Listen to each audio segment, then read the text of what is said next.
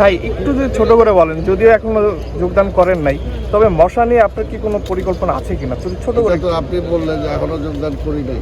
যখন বসবো অফিসে, বসার পরে পরিকল্পনা গ্রহণ করব, তারপরে বলতে পারবো। আচ্ছা ভাই, তাহলে আসবো না ভাই।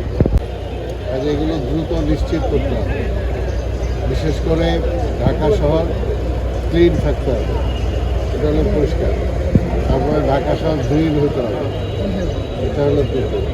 তারপর হলো যে সামনে মশার উপদ্রব বাড়বে, এখন থেকেই মশা কীভাবে নিয়ন্ত্রণে আনা যায় সেই ব্যাপারে পরিকল্পনা গ্রহণ করতে হবে।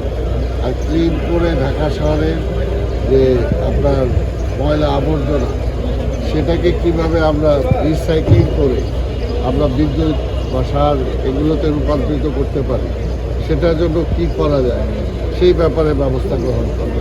এই বিষয়গুলো থেকে ভাই একটু যদি ছোট করে বলেন, যদিও এখনো যোগদান করেন নাই, তবে মশা নিয়ে আপনার কি কোনো পরিকল্পনা আছে কিনা যদি ছোট করে এটা তো আপনি বললেন যে এখনো যোগদান করি নাই।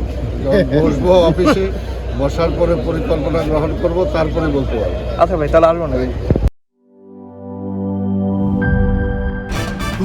ভয় পাস না, এটা কসমিক ডোজ। শব্দের আরেক নাম কসমিক ডোর। এর ওয়াল থিকনেস ও রিপ থিকনেস বেশি থাকায় এটাকে 50 বছরেরও বেশি। কসমিক ডোর, নিশ্চিন্তে 50 বছর।